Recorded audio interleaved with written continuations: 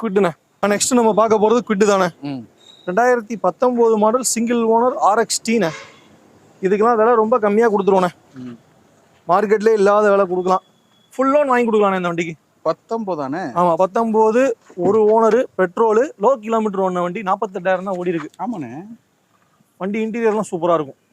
RXT 1000cc single air bag வர type. வாசனையும் நல்லா இருக்கு. யூஸ்ல இப்போ வரைக்கும் யூஸ்ல இருந்த வண்டி தான்.